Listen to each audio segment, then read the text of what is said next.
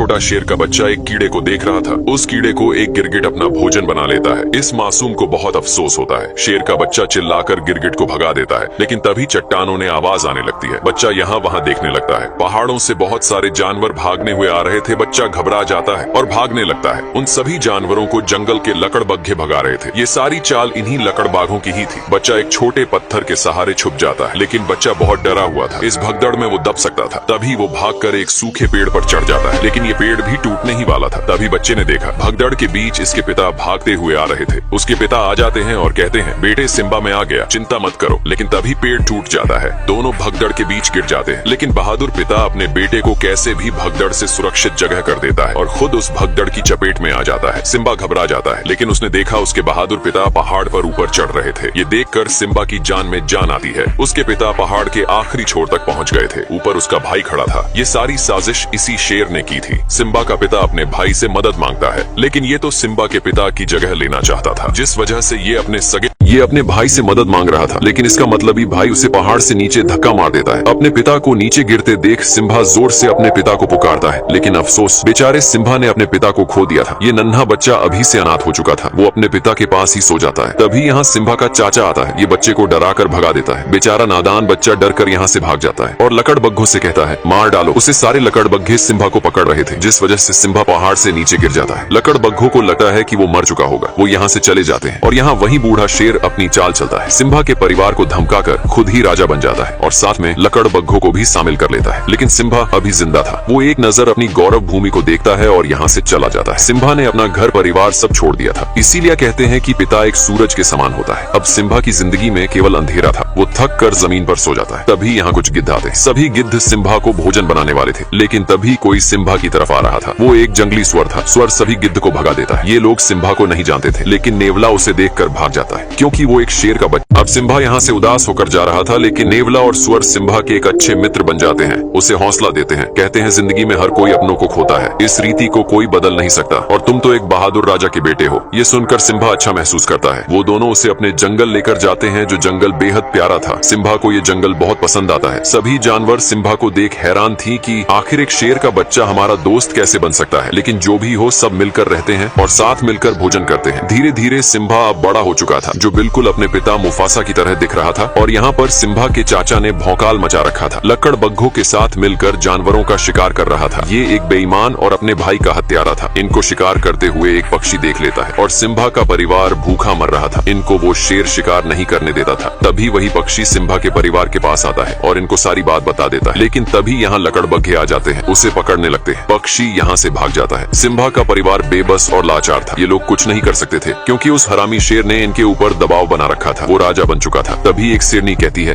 हमें कुछ करना होगा। हमें हाथ पे हाथ रखकर नहीं बैठे रहना चाहिए। अब सिम्बा की माँ कहती है, ये हमारी गौरव भूमि है, हमें इसकी हिफाजत करनी चाहिए। समय बहुत बलवान होता है, लेकिन नाला शेर से युद्ध करने को कहती है। तभी इनके पास लकड़बग्घा आता है और कहता है, महाराज तुमको बुला रहे हैं। सिम्बा की माँ उस बूढ़े शेर के पास जाती है। बूढ़ा शेर अपने शिकार को खा रहा था और कहता है, कौन सी योजना बना रहा है तुम्हारा डरपोक परिवार। सिम्बा की माँ कहती है, तुम हद से ज्यादा शिकार कर रहे हो। शेर कहता है, शिकार नहीं करेंगे तो भूखे मर जाएंगे। हमारा काम ही है किसी को मार कर अपनी भूख मिटाने। सिम्बा की माँ कहती है, इस तरह शिकार नहीं किया जाता जिस तरह तुम कर रहे हो। शेर कहता है, तुमने मुझे ठुकरा कर मुफासा को चुना था, अब तो वो डरपोक भी मर चुका है। सिम्बा की माँ कहती है, वो डरपोक नहीं, एक बहादुर और ताकतवर राजा थे। तभी शेर गुस्से से कहता है, आज के बाद पहले लकड़बग्घे भोजन खाएंगे और उसका बचा हुआ तुम और तुम्हारा परिवार खाएगा। सभी लकड़बग्घे खाने के लिए टूट पड़ते हैं और यहाँ सिम्बा को दिखाया जाता है, जो पूरी तरह से बदल चुका था। इसे अपने परिवार की याद तक नहीं आ रही थी। वो भूल गया था सब। लेकिन रात के समय सिम्बा अपने बहादुर पिता को याद करके बहुत उदास था। सिम्बा का बाल उड़कर एक नदी में गिरी जाता है। उस बाल को एक चिड़िया उठा लेती है और अपने घोंसले में ले जाती है, लेकिन दूसरी चिड़िया उस बाल को फेंक देती है। अब सिम्बा के बाल को एक चिड़िया उठा लेती है और अपने घोंसले में लेकर जाती है, लेकिन दूसरी चिड़िया जानती थी ये घास नहीं बल्कि किसी जानवर का बाल है, जिस वजह से चिड़िया सिम्बा के बाल को फेंक देती है। वो बाल बबूल के पेड़ पर गिरता है। जिराफ बबूल के पत्तों के साथ सिम्बा के बाल को भी खा लेता है। अब एक कीड़े को दिखाया जाता है, जो जिराफ के मल को ढकेल कर ले जा रहा था, लेकिन जिराफ का मल लुढ़क कर टूट जाता है और सिम्बा का बाल उड़कर दूर चला जाता है, जहाँ बहुत सारी चींटियां थी। एक चींटी बाल को उठाकर ले जाने लगती है। तभी एक बंदर चींटी के पास उस बाल को देख लेता है। बंदर ने पहचान लिया था कि ये सिम्बा का ही बाल है और सिम्बा अभी जिंदा है। ये संदेश एक खुशी का संदेश था। बंदर खुश था क्योंकि इनका राजा फिर से गौरव भूमि पर राज करेगा। और यहाँ सिम्बा के दोस्त पर एक शेर हमला कर रहा था। इनके जंगल में एक शेर घुस चुका था। सिम्बा का दोस्त अपनी जान बचाकर भाग रहा था। वो शेर का शिकार होने ही वाला था। तभी सिम्बा उस शेर को दबोच लेता है। दोनों ही एक दूसरे से कम नहीं थे, लेकिन दूसरा शेर सिम्बा को दबोच लेता है। सिम्बा उसे नाला कह के पुकारता है। दोनों एक दूसरे को जानते थे। ये नाला सिम्बा की बचपन की दोस्त थी। नाला सिम्बा को जिंदा देखकर बहुत खुश होती है क्योंकि नाला को सिम्बा मिल गया था और सिम्बा को उसका प्यार। अब सिम्बा और नाला इतने दिनों के बाद एक दूसरे को देखकर बहुत खुश थे।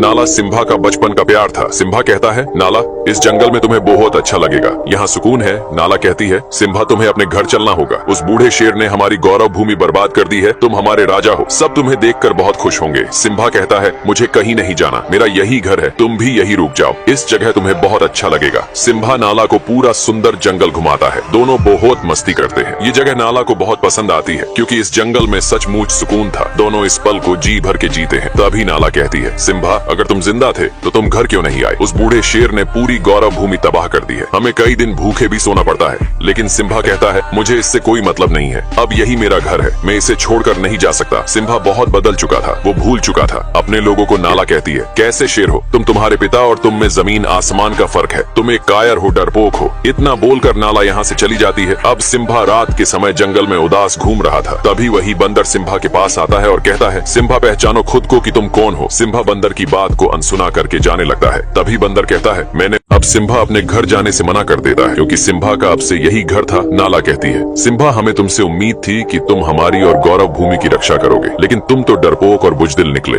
इतना बोलकर नाला यहाँ से चली जाती है। लेकिन सिम्बा को कोई फर्क नहीं पड़ रहा था। अब सिम्बा उदास होकर जा रहा था। तभी इसे वही बंदर मिलता है। सिम्बा उस बंदर को नहीं जानता था, लेकिन बंदर सिम्बा और उसके पूरे परिवार को जानता था। बंदर सिम्बा के पास आकर कहता है, सिम्बा पहचानो तुम कौन हो। लेकिन सिम्बा उसकी बातों को इग्नोर करके जा रहा था। तभी बंदर कहता है, मैंने मुफासा के बेटे को गोद में खिलाया है। इतना सुनते सिम्बा रुक जाता है और कहता है, तुम मेरे पिता को कैसे जानते हो? बंदर कहता है, तुम्हारे बहादुर पिता को कौन नहीं जानता, मैं तुम्हें तुम्हारे पिता से मिलवा सकता हूँ। सिम्बा बंदर के पीछे पीछे भाग रहा था। सिम्बा को लग रहा था कि उसके पिता जिंदा है, लेकिन बंदर सिम्बा को एक नदी के पास लाता है और कहता है, देखो अपने पिता को। सिम्बा पानी में अपने चेहरे में पिता का चेहरा देखता है। बंदर कहता है, तुम्हारे पिता तुम्हारे अंदर है। तभी सिम्बा को आसमान से आवाज आती है। वो इसके पिता थे। वो कहते हैं, बेटा सिम्बा तुम एक शेर हो और शुरू से ही शेर जंगल का राजा रहा है। इतनी बातें सुनने के बाद सिम्बा में अपने पिता की ताकत और वो जोश महसूस हो रहा था और निकल पड़ता है।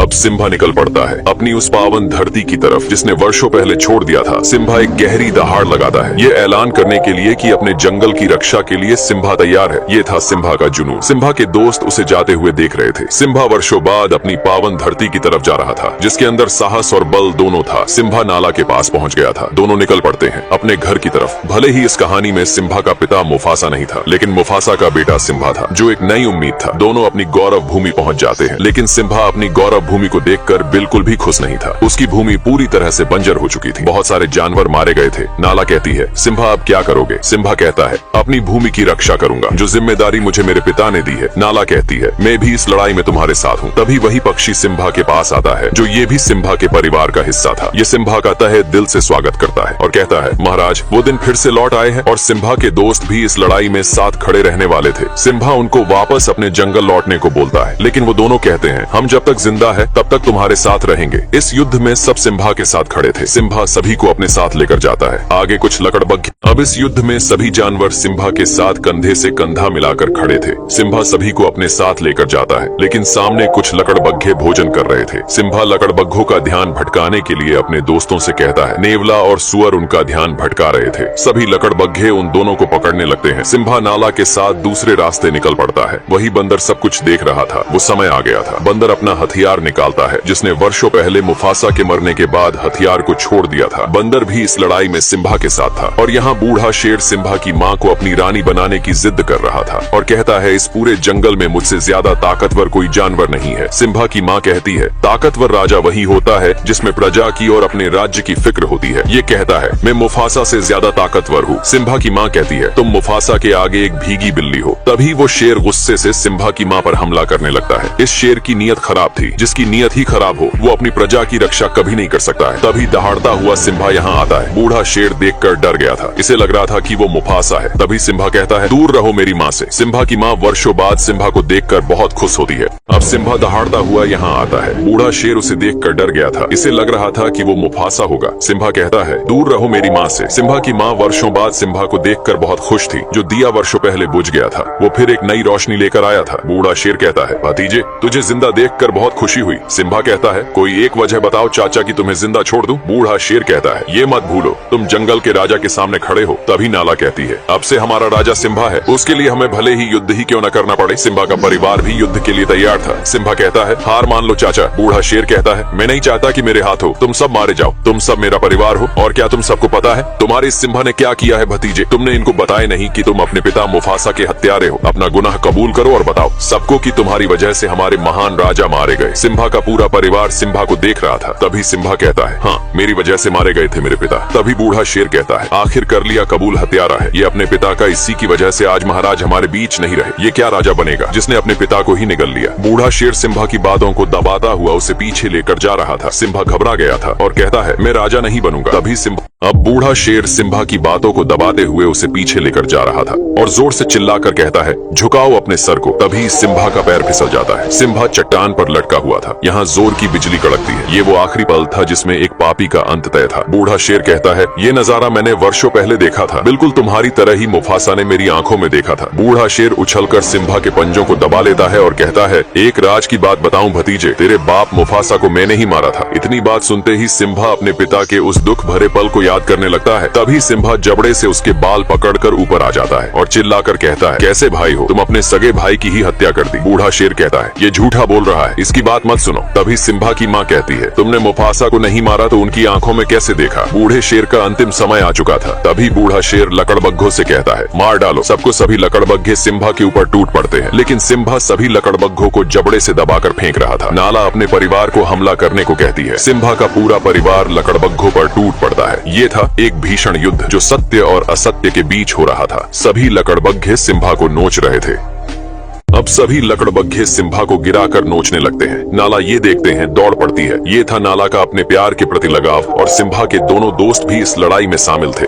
इनको लकड़बग्घे चारों तरफ से घेर लेते हैं। जंगली स्वर हमेशा से लकड़बग्घों से डरता रहा है, लेकिन आज स्वर ने कमाल कर दिया था। स्वर दौड़ा दौड़ा कर सभी लकड़बग्घों मार रहा था। अब नाला का सामना लकड़बग्घों की सरदार से होता है। दोनों एक दूसरे के सामने थे, लेकिन नाला अब बड़ी हो चुकी थी। वो लकड़बग्घों की सरदार से भिड़ जाती है और वो बूढ़ा बंदर भी उस हथियार को मैदान में लेकर उतर जाता है। सभी लकड़बग्घों की नानी याद दिला रहा था। सिम्बा का परिवार और उसके दोस्त अपनी गौरव भूमि की रक्षा के लिए लड़ रहे थे। नाला भी लकड़बग्घों की सरदार को मार गिराती है। शुरू से ही सत्य की हमेशा जीत होती आई है। आज भी सत्य की ही जीत होने वाली थी। बूढ़े शेर का अंतिम समय आ चुका था, भर चुका था। इसके पाप का घड़ा सभी लकड़बग्घे मैदान छोड़कर भाग रहे थे। सिम्बा ने देखा बूढ़ा शेर भी यहाँ से भाग रहा था। सिम्बा अपने चाचा का पीछा करता है। बूढ़ा शेर चाह के भी खुद को बचा नहीं सकता था। उसके आगे खाई थी और पीछे सिम्बा खड़ा था। सिम्बा कहता है, अब कहा भाग कर जाओगे चाचा। अब बूढ़े शेर की अंतिम घड़ी आ चुकी थी। आखिर एक न एक दिन पाप का घड़ा भर ही जाता है। बूढ़ा शेर कहता है, ये सब लकड़बग्घों की चाल थी। लकड़बग्घे बूढ़े शेर की बात सुन लेते हैं। बूढ़ा शेर सिम्बा से एक जिंदगी मांग रहा था। सिम्बा कहता है, पाप की कोई माफी नहीं होती। बूढ़ा शेर कहता है, सिम्बा तुम अपने सगे चाचा को मारोगे। सिम्बा कहता है, चाचा मैं तुम्हारी तरह बिल्कुल भी नहीं हूँ। बूढ़ा शेर ये सुनकर बहुत खुश होता है और कहता है, बताइए महाराज मुझे क्या करना होगा। सिम्बा कहता है, भाग जाओ इस पवित्र धरती से, दोबारा फिर कभी लौटा कर मत आना। बूढ़ा शेर यहाँ से जाने लगता है और तभी धोखे से सिम्बा पर हमला कर देता है। एक पापी को कितने भी नेकी के रास्ते ही क्यों न दिखाए जाए, वो फिर भी पाप के रास्ते पर ही चलता है। बूढ़ा शेर चट्टान ने नीचे गिर जाता है। सिम्बा को भी अपने चाचा के मरने का दुख था, लेकिन बूढ़ा शेर अभी जिंदा था। शायद इसकी मौत सिम्बा के हाथों नहीं बल्कि लकड़बग्घों के हाथों लिखी थी। बूढ़े शेर को सभी लकड़बग्घे घेर लेते हैं। बूढ़ा शेर कहता है, मेरे साथियों हम फिर से एक नया साम्राज्य खड़ा करेंगे। लकड़बग्घे कहते हैं, तू एक बिन पैनी का लौटा है, हमने तेरा हमेशा साथ दिया और तूने हमें ही गलत ठहराया। बूढ़ा शेर कहता है, मैंने सिम्बा से झूठ बोला था। तभी एक लकड़बग्घा कहता है, स्कार तूने अपना जिंदगी में कभी सच बोला ही नहीं। लकड़बग्घों की आंखें खुल चुकी थीं।